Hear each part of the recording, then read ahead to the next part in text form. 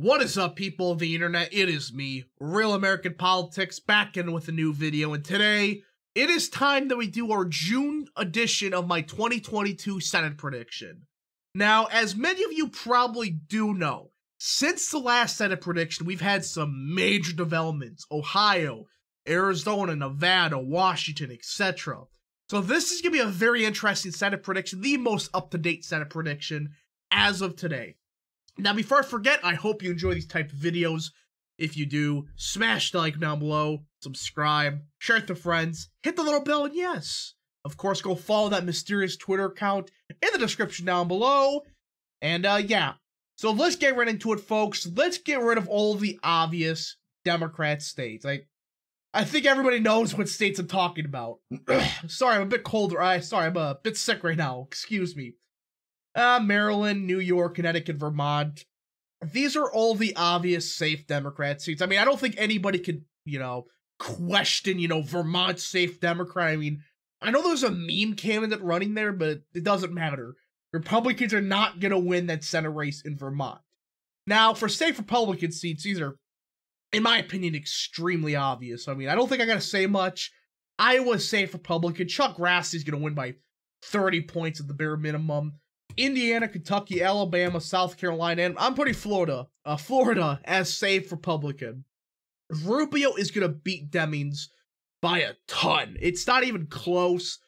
And this nonsense about, Rubio will be within 5 points. No. If anything, it'll be closer to a Rubio plus 10 victory. So, as of now, I do have it as a safe Republican. Alright, so that is all the obvious states out of the way. I think that's kind of obvious, though there is a couple controversial states. I already can tell the comments will be saying, you're biased towards Republicans. Look, everybody has a bias, but this is based on data and the national environment we currently have. So let's start with the two likely Democrat seats, Colorado and Illinois. Look, with these two states, it's not going to be safe Democrat, in my opinion. I think Colorado, you got Bennett on the ballot who, yeah, he's going against a Q boomer. He always underperforms the Democrats nationally. I mean, he won like 20, what was it? I think it was 2016? He only won it by like 3 points. So it is Colorado, is a Democrat trending state, but in my opinion, I do think Bennett will be, victorious, just not by 10 points. I think that he always underperforms the Democrats in Colorado. It just seems like every time he gets in some weird close race. And I know the Republicans don't have the best of candidates in Colorado. They have some QAnon boomer. But either way, in my opinion, Colorado is within 10 points. Illinois. Look, this is my opinion. Duckworth is a vulnerable incumbent.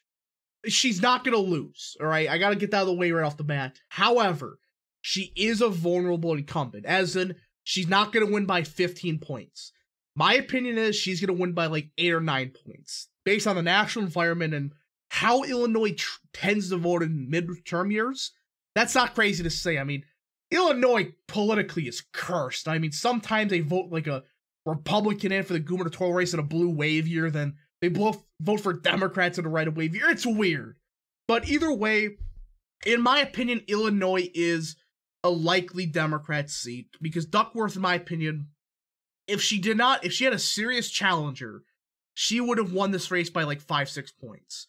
But she is an underperformer by a couple points, and this is a red wave here. So I think it's a fair assumption that Illinois will be within 10 points as of now. So that's kind of the obvious Democrat states.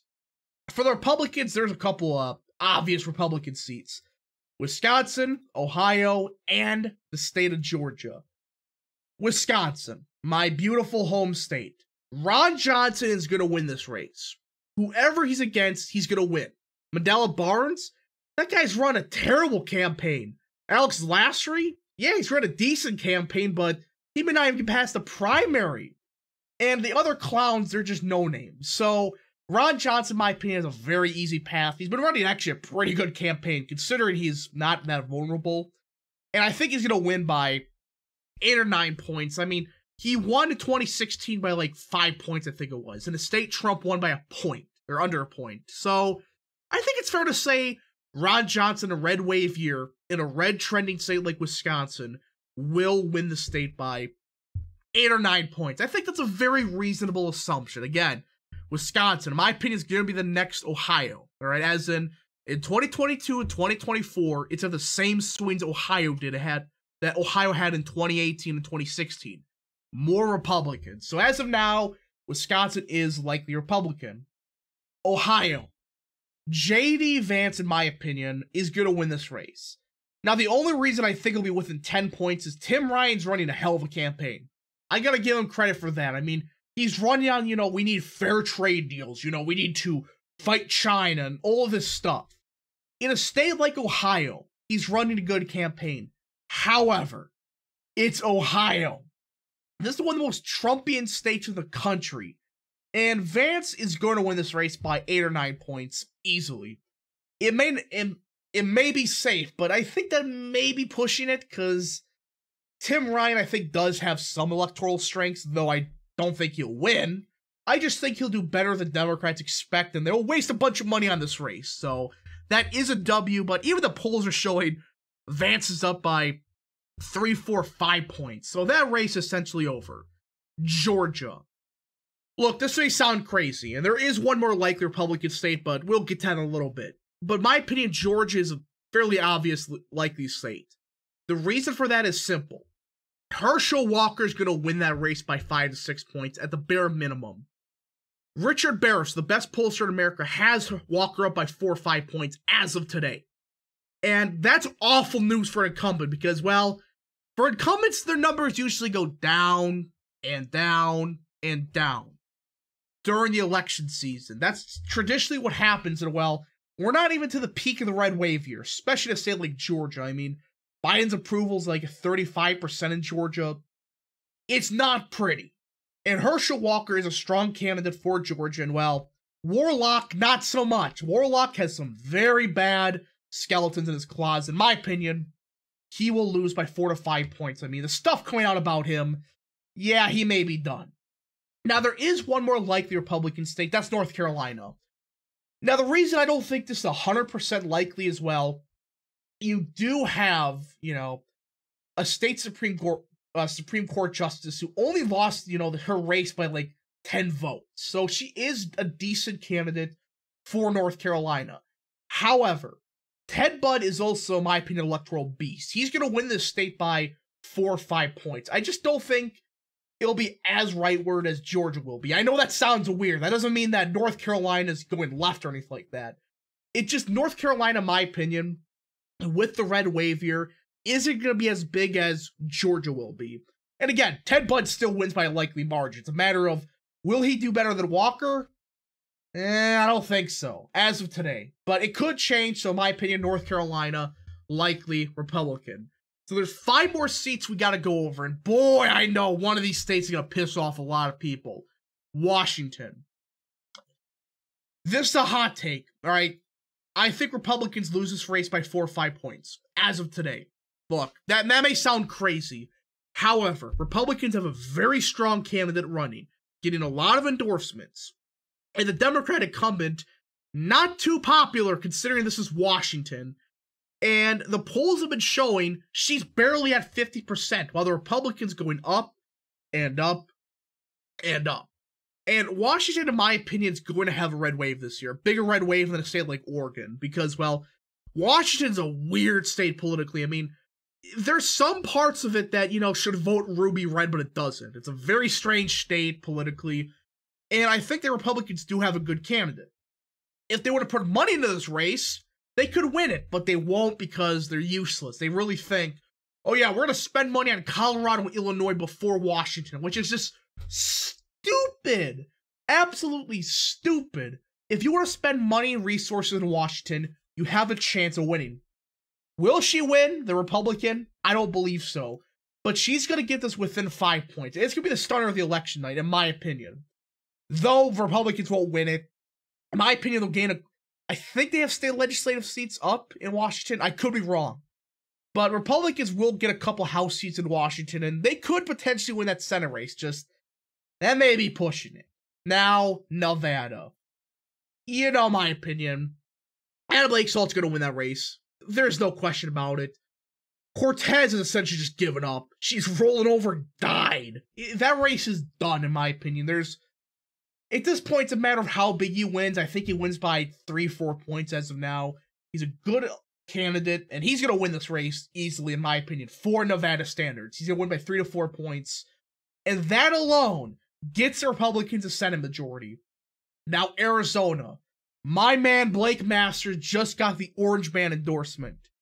He's going to be the nominee 100% now. This nonsense about Arizona being a neocon state, complete horseshit. I made several videos on Arizona. It's a weird state politically, Arizona is. It has a good mix of everything, populism, national conservatism, but also some neoconservatives, some centrists. It's a weird state. But in a nutshell, Arizona is an independent-minded state to an extent. And Blake Masters is running a great campaign. This idea that he isn't is just, no. He's running a great campaign, in my opinion, focusing on issues that do matter to voters. I think he wins by 2 to 3 points. Especially against Mark Kelly, who in my opinion is dead on arrival. He's going to lose no matter what. Now, it will be closer because it is Arizona and this is an incumbent. So, it is what it is. But I do think Mark Kelly will lose. And we're getting another based senator in Blake Masters. Now, Pennsylvania. Dr. Oz won. Dr. Oz is winning that race. Look, David McCormick's going to try to pull some bullshit, but that race is done. Oz is going to beat Fetterman this fall. Fetterman has a lot of skeletons in his closet. In my opinion, Oz and the governor candidate, Mastriano, they fit each other perfectly. Mastriano could do great with the more MAGA base. At the same time, Oz could do good enough turnout for the suburban voters. So it's a good counterbalance, and I think Republicans do win both those races. Though I do think it'll be a bit closer than it should be, because it is Pennsylvania.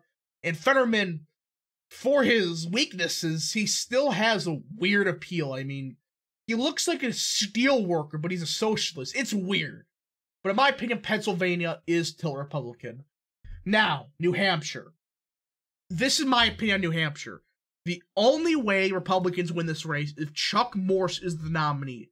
If it's Don Bolduc, who's running a disastrous campaign, you're not winning this race. And as of now, I do think Bolduc's going to be the nominee.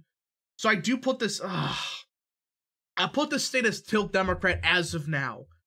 I mean, it's possible Bolduc could win, but Chuck Morse, in my opinion, would win by 3 or 4 points. He's a strong candidate, and he has good appeal in the state of New Hampshire. But as of now, this is my current Senate prediction. Republicans 53, Democrats 47. Again, it could be upwards of 55 this fall. Will it? I don't think so. But as of now, this is my current Senate prediction. If you enjoyed this video, which I hope you did, smash the link down below, subscribe, share it with friends, hit the little bell, and yes, of course, go follow that mysterious Twitter account in the description down below. And yeah, thank you so much for watching. We'll see you guys in the next video. Godspeed to all of you.